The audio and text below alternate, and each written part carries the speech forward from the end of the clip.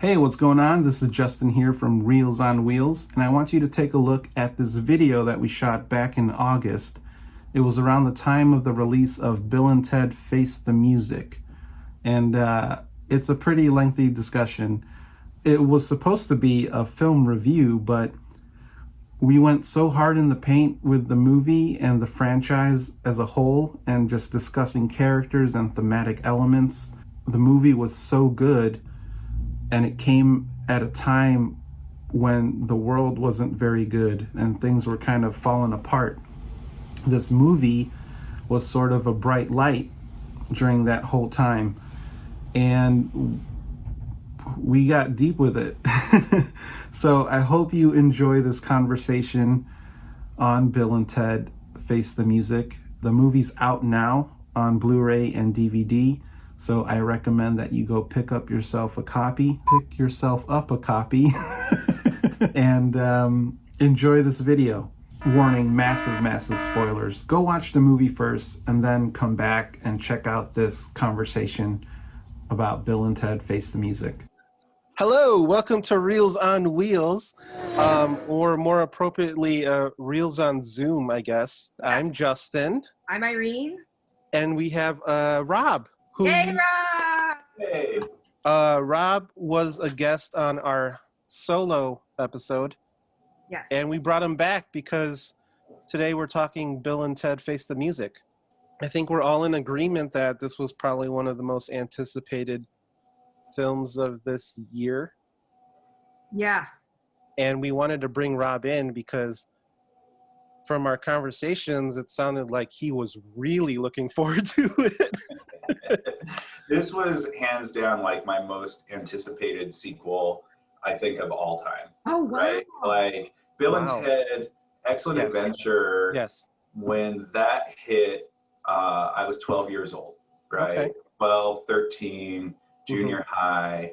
That movie was made for me, right? It was like cinema crack. I keep saying that between that and Naked Gun, like I didn't think movies could get better. Like I thought, like, oh, this is it. This is the height. Yeah. Of cinema, The pinnacle right? of cinema. The pinnacle of cinema, for sure. And you know what? You're not wrong. You're not wrong. Yeah.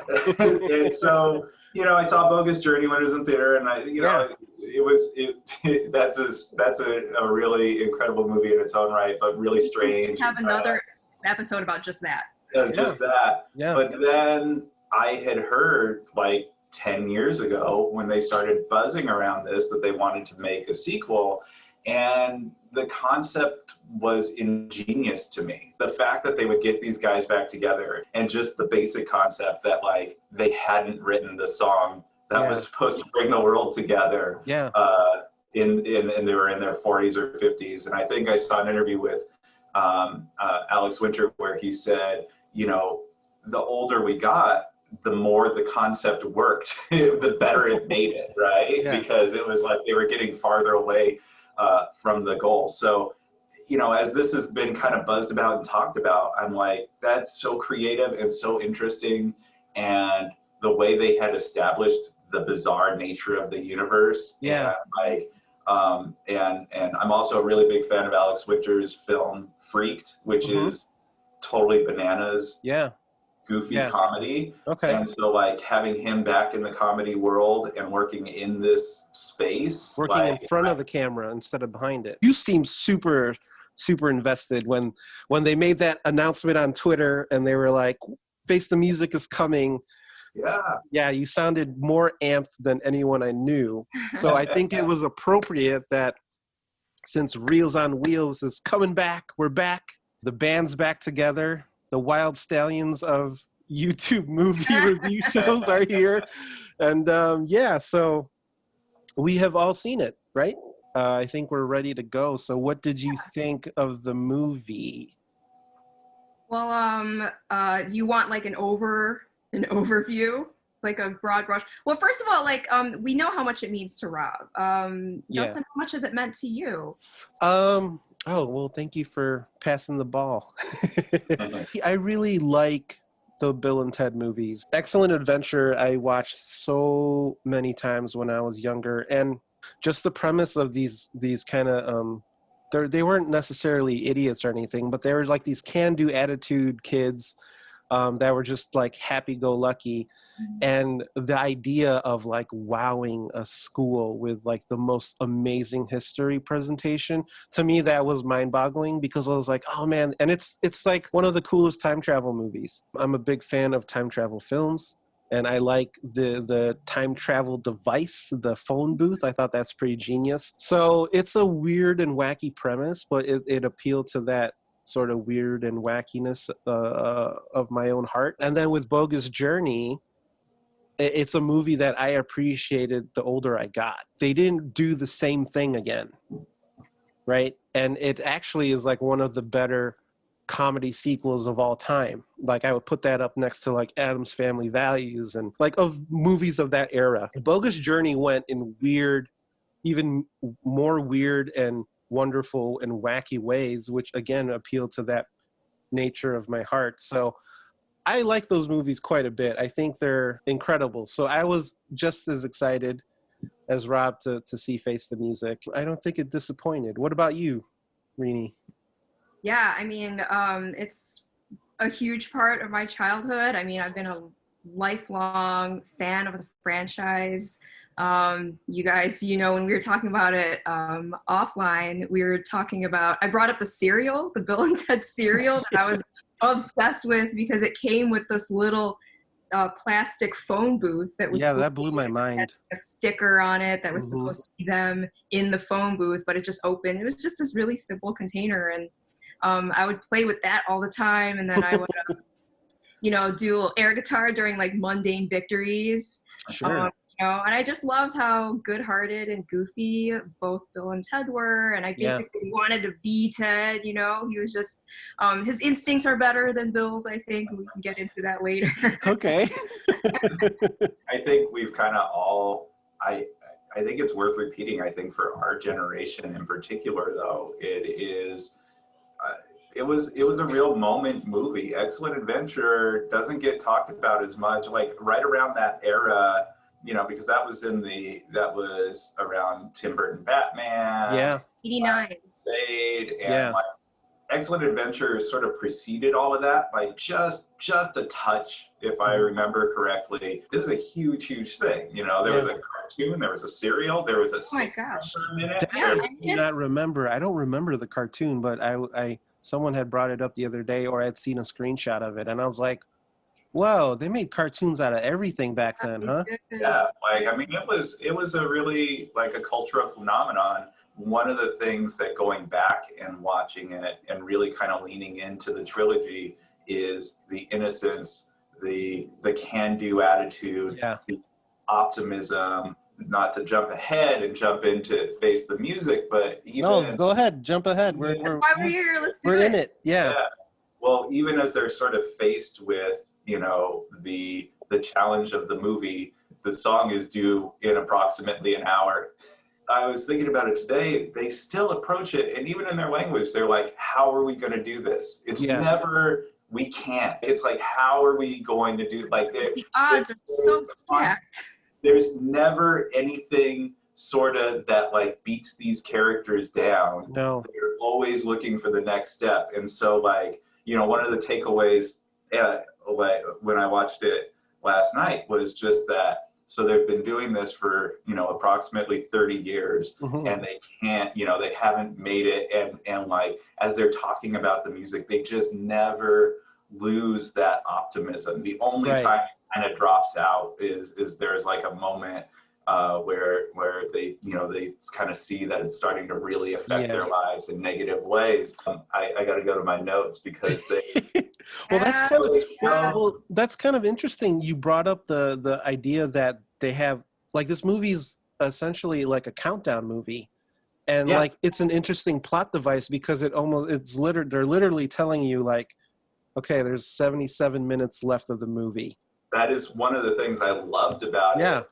Because they don't use it as a gimmick, but the movie plays out essentially in real time. Yeah. And that's impressive for everything that's packed into that movie. Oh, yeah. It's nuts. And it doesn't feel like they didn't get to everything. Like, everything's very tightly packed. We keep track of everything.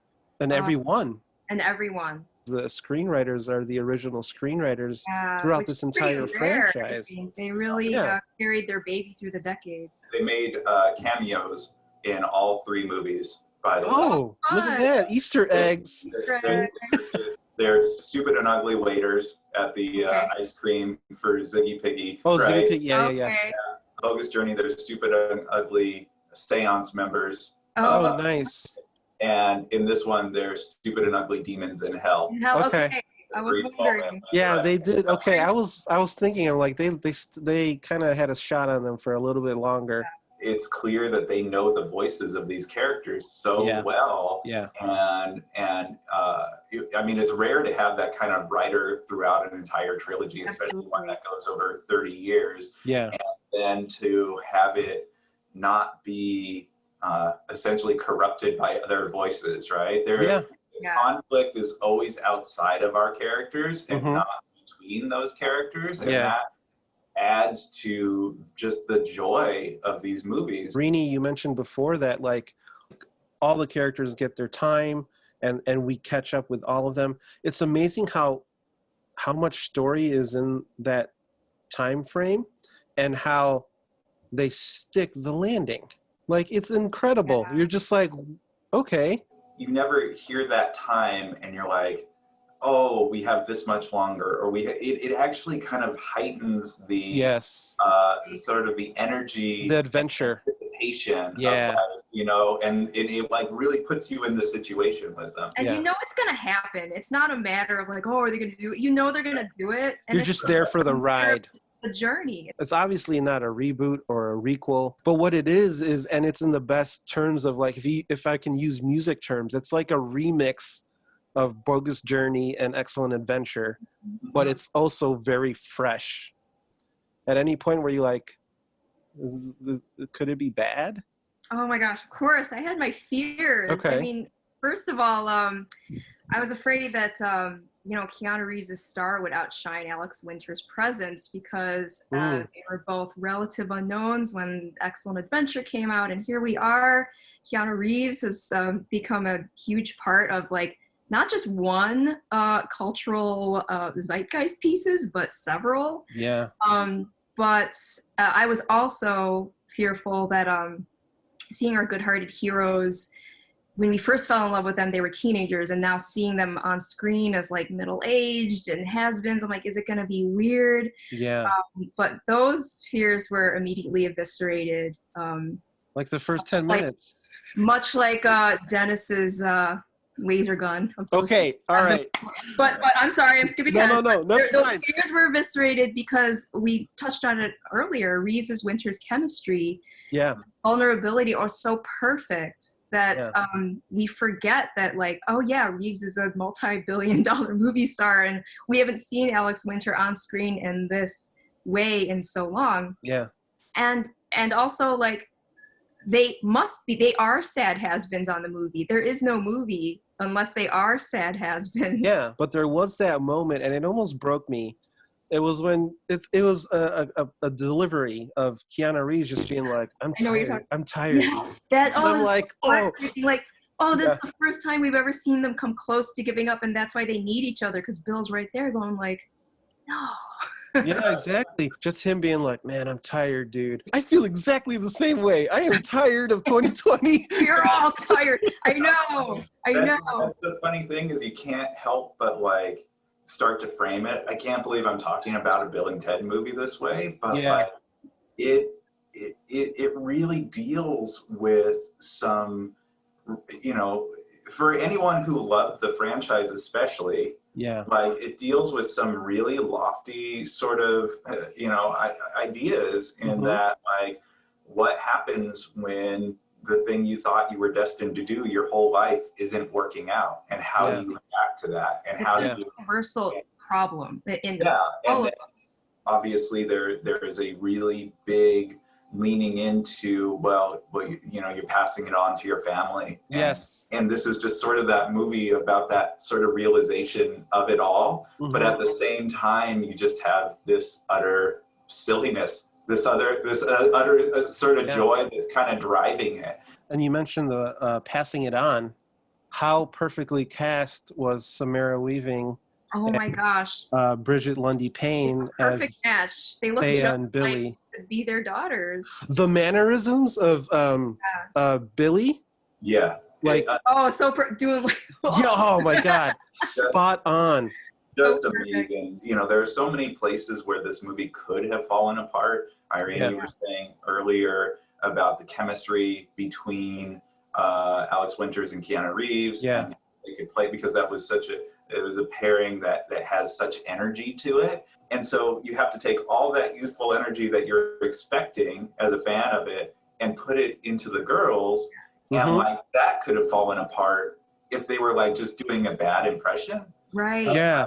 Which is why I applaud them, because they you know what, I was watching the Comic-Con panel that Smith had hosted, and both of the actresses, they said they hadn't now did both actresses not see the movie? I know that Samara Weaving not seen the movie. Yeah. Which I think is phenomenal. I think they were able to then approach it from a truly method standpoint as opposed to us dorks who love it so much. Yeah. I don't think it didn't come off as an impression because they had mentioned that they would just watch them on set. Right.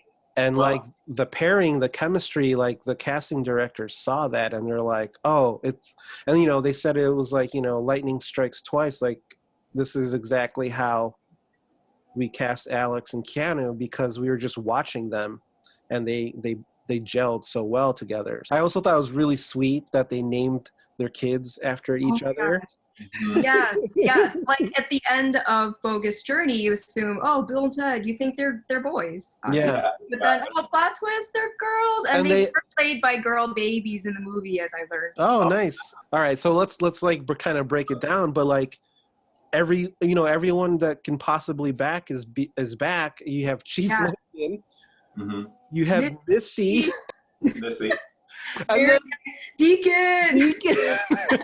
You're like, I was talking to Jeff. I'm like, oh, I wonder if Deacon's gonna come back. He has to come back somehow, and there he is in the first like 5 minutes. And like the idea of that Missy character just kind of working her way through the family, like it's like the writers are very good to their characters. They hate Missy.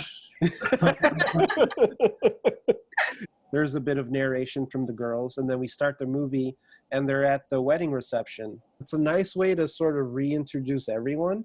Like a big old wedding. Oh, there was a lot of exposition in that, but okay. Absolutely, they let us straight into it. Oh yeah. I thought it was funny. It was great. I thought it was so charming. As you were saying, they explain off the fact that you thought there were sons at the end of Bogus Journey with like one very simple throwaway line of like, you know, by God, they're just like you called them Bill and Ted. And it's like, great. Okay. Yeah, perfect. Into the relationship of our heroes with their daughters. I think that's a huge part of this film. As a father to a daughter. Exactly. Like, I really loved the musical performance at the reception. I thought that was like really most luminous. Yes. As I was thinking about it, I was like, you know what's crazy about that super crazy performance is like they're good at the instruments. Like that's their whole lives. And what they passed on, and you get this a lot more in the next scene where we see them with the daughters in the garage. Yeah. And they're talking about that performance, and the daughters are hyping them up. And they're so happy for them. They're like so supportive. And it's amazing. One of the things that I found really interesting is you go back to Excellent Adventure and they're going through history because they don't know anything about musical history. And in this, the daughters are going through history because they know everything. Brilliant. So smart. So smart. Yes, they're genius. Down. So I got to go back to the Comic-Con panel because Kevin Smith validated me. I had told you not to watch it because I didn't watch it until it was like a special extra on this. Yeah, because Kevin Smith pretty much like spoiled the Rufus cameo. Spoilers: Rufus is in the movie, kind of, which is a very beautiful tribute to George It was Carlin. perfect. Just a really quick side convo here. Like the way they paid homage to him was great. Yeah. Not only just as a throwaway, like, oh, remember Rufus? Like, he's an integral part of the plot. Yeah. You know, Yeah. because his prophecy is still unfulfilled. Yeah. And there's another level of father-daughter relationship. His own daughter believes so much in her father's prophecy that she carries on his mission. Yeah. George Carlin's daughter is actually in the movie. Yes, as a scientist, right? Wow, that's awesome. Yeah. Very sweet. We have to call out Rufus's the quote. Let's see, that's on the watch is sometimes things don't make sense until the Until end. the end. Yeah. And Beautiful. I'm like, yeah, it was. And so I want to go back to Okay, go ahead. Kevin Smith. That, I've watched this movie twice, and I found that as I've gotten to the end, like particularly the last 15 minutes or so, I've gotten incredibly emotional. Like, good, like overjoyed sort of emotion. Yeah. But Sure. that father-daughter thing is there. There's just this sort of unabashed joy and like pure joy. Yeah. It's just the heart of the movie come to life at the very end in like such an enormous force. And it's like you get into that last 15 minutes through the stinger at the end of the credits, and you're just like, I just don't know how you could walk away and be like, well, I don't just feel great right now.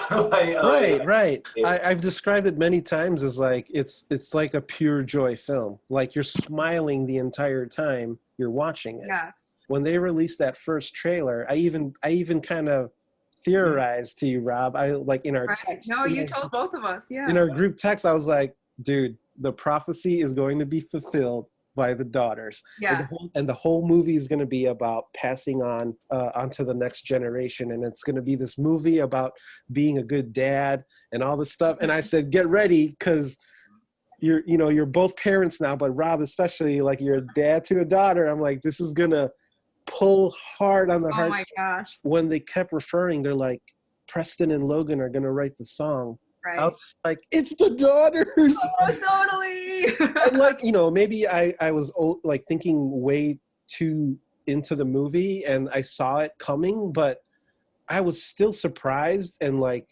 excited and overwhelmed with emotion about that it was in fact what I thought it was.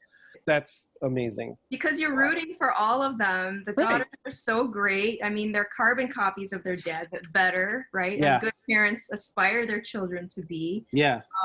And their musical acumen is most impressive, right? So, they're already so proud of their girls. Well, and the reverse, the girls are so proud of their dads. That's exactly what I was going to get into. There's no malice. There's no like, they don't know what they're talking about. Like, they genuinely support and love their dads. They're cheering for them. They want them to succeed. Come full circle, you finally get Chief Logan understanding. Right. Yes, and the previous generation now embracing, their destinies and being proud of. Son. Yeah. So finally getting it. It was a lot of like closing loops and tying loose ends. And Irene, you had mentioned earlier, Dennis. We got to talk about. Okay, this is the Dennis section. Yeah, we gotta talk about Anthony Carrigan, who plays the killer robot. Yes. They kept his role under wraps. McCoy. Yes, Dennis Caleb McCoy. His name's Dennis. If you guys don't know. Right. So first off, from a design aspect, I like the look of Dennis. It felt very futuristic, and I like also like retro. Yes, they kind of like took the Dennis design and put more of that into the backgrounds and stuff, because like their future looked very glossy and it looked like Apple made it. Oh yeah. Whereas the future in Bogus Journey was very like kind of neon punk. If you watch the show Barry. He's NoHo Hank. And when they first cast him, I was like, oh my God, that's Death's son, right? Oh, that's funny. That's funny. Yeah. I'm glad that Death was Death and he was this totally different character because he stole the movie for me. I thought he was absolutely funny. They gave him a personality. I mean, I thought because the killer robot is another 80s 80s. Like trope. Yes, exactly. Yeah. I mean, even when he first appears, you get that like boom a la Terminator. And you're Yeah. like, okay, I get what's going on here. So then it kind of informs your thinking, like, yeah, we know how this is gonna go, except we don't. He gets a personality. And he's very, vulnerable. he's very menacing in the beginning. Like he's scary looking. Right. You see him slowly unravel. Like they kind of just give you like and the funny thing is I didn't know the actor's name is escaping me at the moment. Anthony Carrigan. I wasn't even aware that he was in the film. And as Ashley and I were watching it, we were like, who is that? And she looked it up and she's like, you might not guess it, but once I tell you, you're going to be like, oh, that's who it is. Yeah.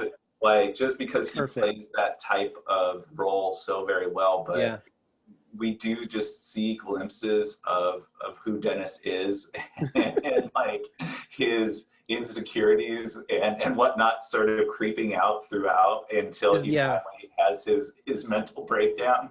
It's fantastic. I mean, right from the get, when he first accidentally kills that's exactly dad, right? And then we get like the darting look of alarm, like, oh, I messed up in a major way. Yeah.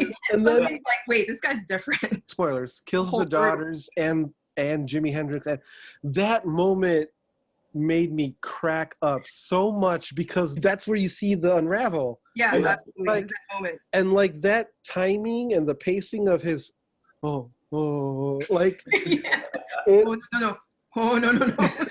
It was so good. It was so good. The success of time traveling movies is that they establish a set of rules and stick to them, and they kind of do here. And you already know it's ridiculous, but you're along for the ride. You're like, yeah, that makes sense. Like they checked everything at the door, and they were Bill and Ted again. Yeah. And from dumb scenes with buckets on their heads to all of the prosthetics and the characters they created with their future selves, and just sort of they just embodied these characters. They were having fun. They were having so much fun. Yeah. And doing it well. Like, they're totally buffed up, roided out prison dudes. That's them.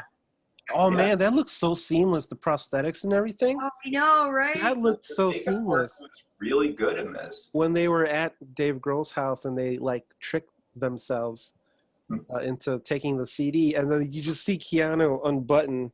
So I was gonna say, like, big old shout out belly. to 53-year-old Ted's gut.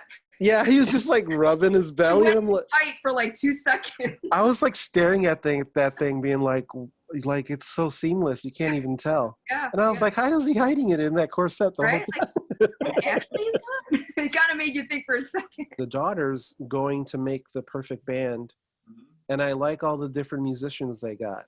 I thought pretty eclectic, all over the place, very diverse.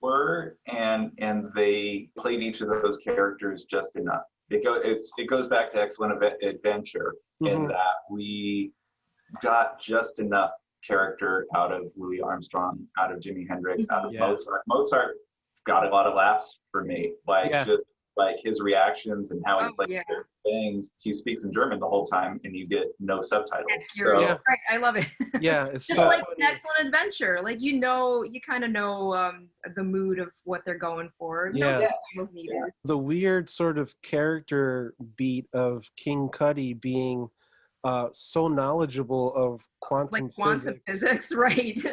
Just like out there, it's just like, that would probably happen in this movie. And I love that they didn't have to explain themselves. They're just like, this is what the movie is. This is how it unfolds. They got, 90 minutes. Yeah. And this is where we get into major spoiler territory because it's full on the end of the movie. Yeah. But it, when you say they didn't have to explain themselves, even when they take a moment out to explain themselves, it's like someone always either puts a pause on it or it's like, okay, cool. So as it starts to wrap up, and Bill and Ted are trying, they come to the conclusion that everybody needs to play the song. Yeah. It's about all of time, all together, and they come to the conclusion that somehow they have to get instruments to everybody, and so they ask Kid and Kid starts to get this really detailed answer, and they're just like, that's great, but we have 4 minutes. Yeah. And then as they're passing the instrument's out. Ted gives an instrument to Deacon, and he's like, "Oh, by the way, I'm a quantum version of myself from another timeline." And he's like, "Okay." Yeah, like, okay. All the way up to just the very end, where it was like, and that's how, like, the narration. I want to say it's Thea that's doing the narration, and that's what we did, and it worked. And then credits. Roll credits. Right. Roll like the most joyous credits of all of these random people playing music. I'm dying to know who was interjected in there because it goes so fast, and then like Weird Al was in there. So you know, and I've a lot of other user generated. What's his name? I can't. The lead singer of Arcade Fire is in there. Oh, nice. Wow, cool. So I'm like really curious. You know, hopefully we'll geek out about this movie as much as we are right now. And I hope so. The list goes frame by frame and tries to figure out who all those musicians are. Such a great family friendly film, and like, God bless their wives. Shout out to the wives, Liz and Joanna, who have been their cheerleaders since they were taken out of their own time. I was a little bit on the defensive during Ted's dad's monologue when he used Liz and Joanna being the breadwinners to shame Bill and Ted. And this would be terrible in any other case. Yeah. Because what if they have an arrangement? It's fine. But in this time they're right, because Bill and Ted have dreams unfulfilled. Yeah, for sure. Like, get out there, get that tough love, and fulfill your destiny, even though I don't believe your destiny. And this is Ted's dad talking. Yeah. But yes, going back to it being such a family-friendly film, like even from the beginning, because I watched Excellent Adventure on Thursday, and then Bogus Journey on Friday. Nice. Face the Music on Saturday. So they all hit, and they all just are seamless in the characters, even though the wives are played by three now different sets of actresses. Yeah. From the beginning. I mean, they are so pure, the boys, the guys. Yeah. And like, I picked up in Bogus Journey that they implied that they haven't even had sex with their partners. Did you guys catch that? Like, oh, we want to propose to them. Hopefully they'll move in with us. Yeah. Talk about something about them being very chaste. So adorable and so sweet, and also like no deadbeat dads here. They love. No, they're exactly. That's not even the conflict. Yeah. Well, sure. that's it goes back to what I was saying in the beginning. The conflict is typically outside of these characters' worlds, save for Ted's dad, who was set up as a villain in the very beginning. Every other piece of conflict exists outside of them. These characters don't accept conflict. They just move past it, and it's like, and it's just so refreshing to see, and just adds to the joy of it all in the end. I do want to give a shout out to Jillian Bell as the absolutely counselor, because or as the therapist, because she's pretty much great in everything that she's in. It was good to there are a lot of, it's not even cameos, but smaller cast. Yeah. Everyone came to play. Carrigan. What's that? I said everyone came to play. Yeah, like Anthony Carrigan, Kristen Shaw, like these actors and actresses that fit really well into this universe and kind of just push it along. You just feel the creativity. Yeah. And speaking of you saying it's a very family oriented movie, I mean, we got to talk about death. Death. I love. So glad they brought him back. Well, I love in the beginning too how they the girls were narrating and they were showing the clips from one, and then they showed Bogus Journey, and then they take the end credits of Bogus Journey to expand on the history of Wild Stallions and the idea of like death and Wild Stallions kind of breaking up over creative differences. Right. And then when you first meet Death, or when they decide to go talk to Death, I got a chuckle out of him like trying to play games so he could like be good at them. So innocent and still cheat, even though he's playing with himself. Yeah, he's cheating, or he's trying to figure it out. So I thought that was really funny, and I thought William Sadler did a great job of kind of aging well with the character, as Alex and Keanu did with theirs. It's funny because as you bring that up and I'm thinking about it, I've set up this premise that our characters are conflict free, but the only conflict that really truly exists between the characters are between Bill and Ted and Death. Yeah. Over the breakup of the band, but it still fits into the themes because it's their daughters who see it for what it is, and ultimately reunites them. It's a very heartfelt moment, and it sounds so dumb to say when Bill and Ted ask Death to join the band again, like he's overwhelmed with emotion, and he plays it like that. He doesn't play it silly. He plays it like it's really heartfelt. I've been waiting in hell for so long. Right. For you to, ask me that. Was there any small gripes or anything that you probably would have liked less of or wanted more of, or is there anything that was bogus to you? Oh my gosh. I mean, if I really, really had to be picky, the song itself isn't that great, but you know what? That's admittedly from the creators themselves. In fact, I learned, you guys probably already know this, there was not a song written during filming. Oh, wow. I didn't know that. Was give everybody a cue of beats per minute, and if I think I remember correctly, it's 113. Wow. So they had the drummer play at this pace, hey, kind of here, and then they just like added it in post. That's hilarious. But of course, it's not about the song; it's about everybody playing together. If I really had to, be picky, that's being super picky. That's pretty. I mean, you did some investigative research there. I like that. What about you, Rob? I'll be a dissenting voice. I liked it. If that's the moment. Yeah, and the funny thing is that, I think my negative piece is far more negative and not, which is that if someone were coming into this with a little bit more bias or coming in cold, it's interesting because it's a sequel that if someone said, do I have to see the other two? You would say, yes, you absolutely do. In my mind. I think so. Get the vibe of it, but even then, if someone was coming in, some of the conversation between Bill and Ted almost feels a little stilted. It feels a little and it's just how their characters work together. You just kind of have to ease into it and kind of feel that, and without their youthful energy behind the way that they act, it just the first time I watched it, it took me a minute to settle in. I don't think they're bad actors. But they have sort of their tenor and how they kind of go about it. And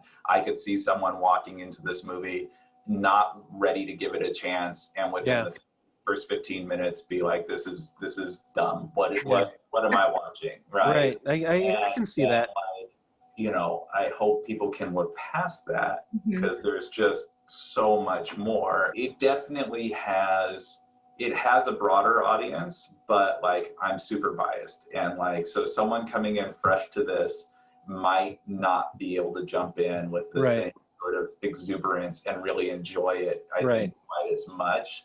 But that's also a minimal negative. It's okay, well, if you want to watch this one, why haven't you watched the other two? Right, exactly. Because it's new, right? That's kind of the whole thing. I would have enjoyed an extra 15, 20 minutes with these characters because the first viewing of it, when we got to MP46 and everything started to wrap up, MP46 is the location where the song is going to be played. I felt like it kind of came, the third act kind of was very sudden. You wanted more. I wanted more. Yeah. I mean, I'm a little selfish. I wanted more because I feel like maybe that could have fleshed out a little more of the characters, but upon second viewing and then listening to kind of your comments about everything, maybe it is the right amount of time to spend with these characters. And you get that beautiful tag at the end.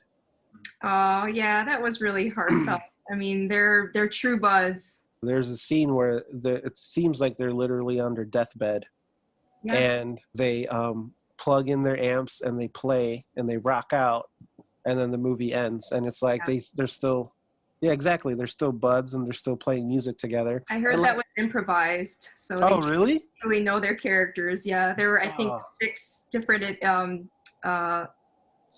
versions that they did of just them ripping. riffing on more than one way. That's awesome. Well, that's a good thing, right? Yeah, I think so. A successful piece of art, you want people to want more. You don't want to walk away going like, oh boy, they could have cut out a whole act. Which had many episodes of Reels on Reels where we've said that. Yeah, for sure. They got to the end of their story. We got to see the end of Bill and Ted's story. And in many ways, we also saw the beginning of their daughter's story. Mm-hmm. You know, the end of the Bill and Ted story is really what closes out this, but the beginning of their story also helps close the story out. And I can see definitely wanting to have a little bit more, but that simplicity and that sort of like, it all worked. We talk about how it's awesome that Dave Grohl was the musical cameo. I was like, yes, Dave. And I was wondering, like, what is that song that the 53-year-old Bill and Ted try to pass off? Of course, it's Dave Grohl. I know, of course. He has yet to write it, so I wonder. When they open the door and they're like, Dave Grohl, I'm like, yeah, I see like that would be the person they would steal off of, you know? Right? Dave Grohl feels very, very appropriate for this universe. He's the perfect musician for that cameo, to just because he's got that same dumb rocker sort of, you know. Yet positive attitude. The wisdom of having a few decades under the belt. The only thing is then that set me up for like, who else is coming? Who else is, you know? And, that's why I'm so eager to dissect the very end of the movie. Yeah, that's a good point. I mean, I was almost expecting that too. Like, all right, who else are going to throw in there? But I appreciated that they kept it tight, that it wasn't then like a cameo fest, you know, because that could have gone off the rails pretty easily, I think. Yeah. But they kept it focused. They really did. They used caution around it, like throwbacks to the other movies, how they were moving the play. Everything was done very succinct. The right amount, Yeah, to really make you appreciate what you got and really just kind of keep moving on and stay in the story without being like, oh, well, we needed to see this, that, or the other thing. Yeah. I have a question. Was that drummer real or is that fake? Like, was that a real drummer back in the day? I don't know. I reviewed the Wikipedia. She did not have a link under her name. So okay. Like, oh, man. The prehistoric drummer, right? Right. I was wondering if she was real or not. But I know the actual actor is a drummer. But, okay. Right. So one of the things I noted when I was watching it the second time is that they say that Lin Loon, the flautist, she said this was the best drummer. Right. So like if you look at the timelines, okay, it would be going back so far, you know, obviously they're not filling in the blanks how she would even know. Yeah. That was a fleeting thought, but back to the story. Yeah, but she was real, right? Lin Loon? I assume so. Played it that way. Mozart loved her, so I assume that she was real. Lin Loon, and the legendary founder of music in ancient China. Founder of music. Okay. Founder of music. Okay. Yeah. So you know, she had an important role. You know, like I was talking about earlier, just the girls and their appreciation, and Bill and Ted. Yeah. That they like, as much as we talk about these characters as being dumb characters, they have this brilliant and encyclopedic knowledge of all things music. Yeah. You know, like and you see that in the conversation between the fathers and the daughters, and then you see it as they go back and pick out the bands. Like even in getting Jimi Hendrix into the band, they knew Louis Armstrong would be the thing that sold him. They did it a little better than their dads, they literally kidnapped these historical figures. Yeah, they did. That's true. Whereas the girls, they appealed to them, spoke to them, told them about the stakes. And through their love of their work. Yes, right. absolutely. Yeah. Personal highlights of the movie for you? Some takeaways. Keanu Reeves' gut as a 53-year-old has-been at the house. Dennis as the lovable Terminator, RoboCop. Yeah.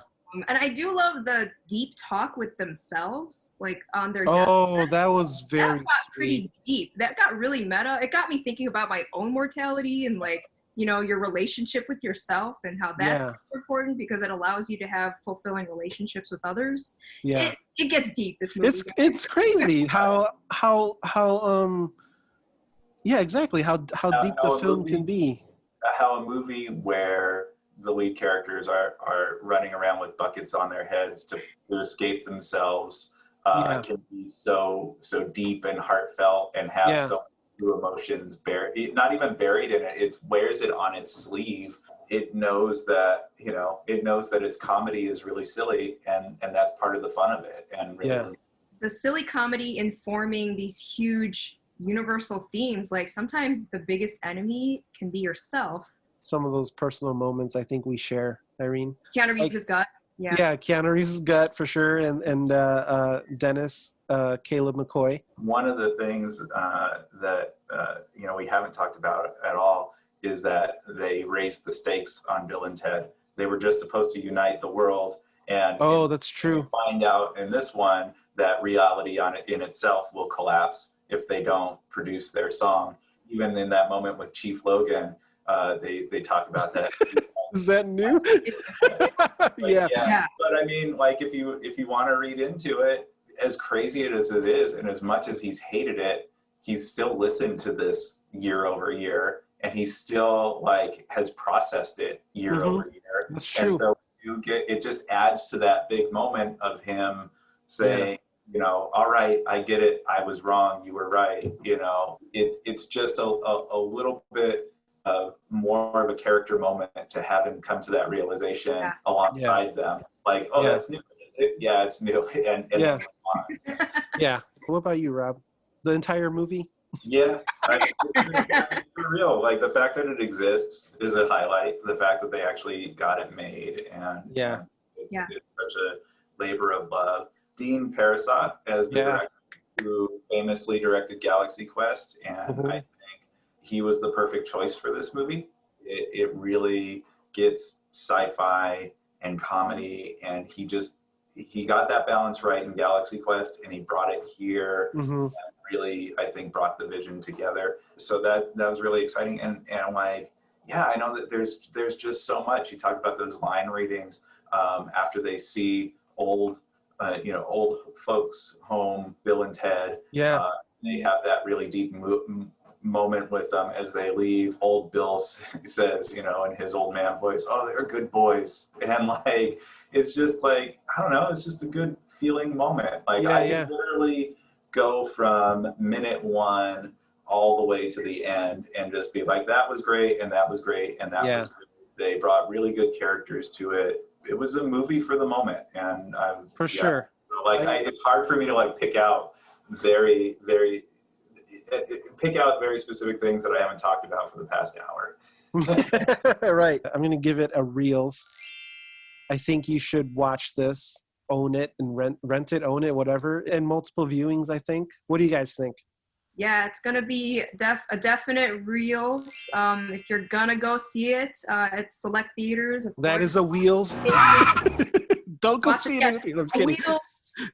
You're taking a wheels and a reel. If you're taking the wheels to go see the reels. Yes, exactly. Be responsible about it. Well, this happens to be a perfect drive-in movie. There are a lot of drive-ins out there, and they are playing this.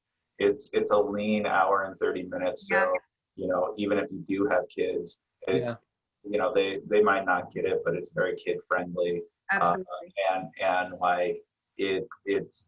It'd be a great way to go out and enjoy the drive-in again. I applaud creators for letting it be video on demand as well. I know there's been a lot of debate with a lot of titles coming out this year. Oh my God, we could do a whole separate discussion.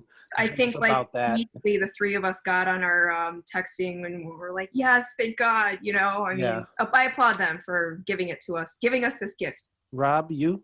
I think we all know. Definitely. But it's going to be a wheels, guys. Yeah, I didn't really, as much as I praised it, I don't want anybody else to watch it. You want it all to yourself. Yeah, it is the perfect moment for perfect movie for the moment. Yeah. Where we need to see something with joy, and just pure joy and pure silliness, pure optimism to the level of like, you know, yeah, I mean, we can unite the entire world by playing a song together, right? Like that, Mhm. it's like it feels good to watch something like that. And Yeah, for sure. the trilogy as a whole aged fairly well. There are some Yeah. problematic jokes in The first two. that were in the first Yeah, two. absolutely. Very limited. Like it's literally 3 or 4 lines that you're Mhm. like, oof. But it was great to basically leave that in the past. For But sure. part, it's a really great piece of joyous escapism that has a lot of deeper themes and emotions And heart. heart to get you thinking about life in a really positive way. So like Yeah. I wholeheartedly think that anyone who even has an inkling that they want to watch this should do so, and they should do so with an open mind. Like I said, if you go in with the wrong head about it, you're gonna walk away Yeah. disappointed too soon, and that's not really the point of this whole thing. I want to ask one question, since we have such a weird Oscars this year. Sure. What nominations would you pull out of? I mean, you know, if you weren't going to go up and down the cast, if you could only nominate, say, if you could only make 2 nominations for Face the Music, what would it be? Oh, wow. Interesting. I'd say writing. They just pulled together everything so beautifully. It's tough. I mean, we touched on this in the beginning. It's tough to balance everything, get the essence of our characters in there, introduce new characters. I think they've done that well. I think it could get a visual effects nod Mm-hmm. because, because there's a really great use of practical effects. I know they had a limited budget with this, and to pull off what they did, I mean, the movie looks nice, and the special effects are great, and I would say it could get a best visual effects nod for sure. Yeah, I'd second that. What about you? You clearly thought about this. Right. I kind of did, but the question of it just came up right now because I thought about it more in the sense of, okay, this would be best actor and this would be best supporting, and like up and down the list. I think Anthony Carrigan for best supporting actor, and like I don't think anyone's going to walk away with this without talking about Dennis. Like, for sure, an impactful and funny and like sort of like there was a lot packed into the role of Killer Robot. All the show. And then Dean Parasot for best director, because nice, yeah. He, you know, as much as Keanu and Alex Winters are Bill and Ted, he helped bring that back out of them, and then more so with Samara Weaving and the other. Bridget Lundy Payne. Yeah. Getting that level of where it's not an impression, but you really want, this is what you're selling, and this is your motivation, and having it work, and then just the sheer chaos of it all and bringing it together and having it be so cohesive. I think he did a lot of good work. We did, like, comedies don't get a lot of award love, and definitely not comedy directors. And like this, I think he did a really great job. Hope you enjoyed this wasn't really a review, more of a discussion, a thematic discussion of Bill and Ted Face the Music. Deserves more than a review. Yeah, for sure. Hey, how do I end the show again?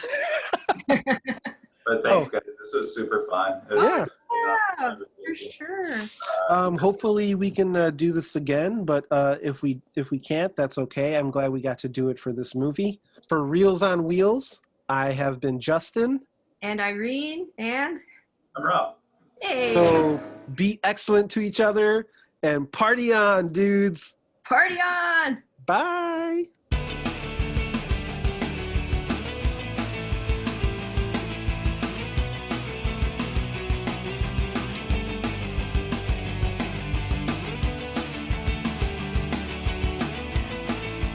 And I want you to check a look.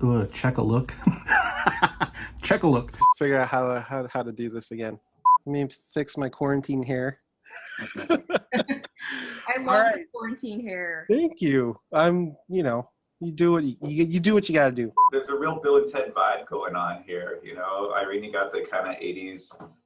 This was deliberate, and like the white motif as a nod to the future. The future, yeah. And I look like a YouTube samurai, so.